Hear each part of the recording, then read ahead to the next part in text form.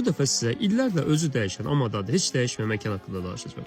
Ölkəmizdə belə uzun müddət fəaliyyət göstərən restoranların sayı elə də çox deyil. İllərlə dedikdə təbii ki 5-10 il nəzərdə tutmuram. Bunlardan biri yəqin ki çoxların yaxşı tanıdığı Zirədəki Qaya restoranıdır. Qaya restoranı bəlkə də 30 ildən çoxdur ki fəaliyyət göstərir və bu illər ərzində özü dəyişsə də ən əsas şey dadı olduğu kimi qalıb. Restoranın ərazisi çox böyükdür, sanki bir qoruğa bənzəyir. Restoranın ərazisində gəzinti üçün yerlər, zeytun bağları var. Amma biz bura yeməyə gəlmişdik.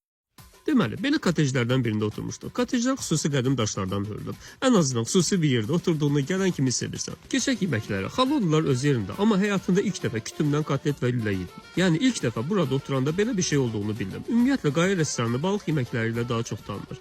Hələ dadı damağımda qalan bu yemək mənim uzun müddət favoritim olacaq. Ardınca göbələk və kartof gəldi. Düzü göbələk mən demək olar ki yemirəm. Ona görə də bunu mən sifariş eləməmişdim. Amma göbələyi özləri yetişdirib hazırladıqlarını eşidəndə mənə maraqlı gəldi. Və sizə əmin edə bilərəm ki, bu qabın yarısını elə özüm yedim. Yəni göbələk ən yaxşı necə hazırlana bilərsə elə də hazırlanmışdı. Daha sonra isə farel gəldi. Bunun haqqında danışmağa ehtiyac yoxdur. Yəqin ki hər şey yaxşı görürsünüz. Ümumiyyətlə bəzi restoranlar var ki, onların yeməklərinin dadı haqqında, qiymətləri haqqında danışmağa ehtiyac yoxdur. Onsuz da düzünü desək, yeyib içən adamlar, dadlı və keyfiyyətli məhsullara önəm verənlərin çoxu üçün bu kimi məlumatlar elə də vacib deyil. Söz hələ bura kimi köklü məkandan düşübsə, başqa sözə ehtiyac yoxdur. Ailəvi gəlmişdik, düşündüyümüzdən də artıq dərəcədə razı qaldım. Kotejlərdən başqa bağlı böyük zalları da var. Həyətində böyük parkovkası da var. Sizə ekoparkın yanında yerləşir. Google və Waze-də yazın çıxacaq. Bizdən deməkdir, gəlin siz də buranın dadına baxın. Nuş olsun.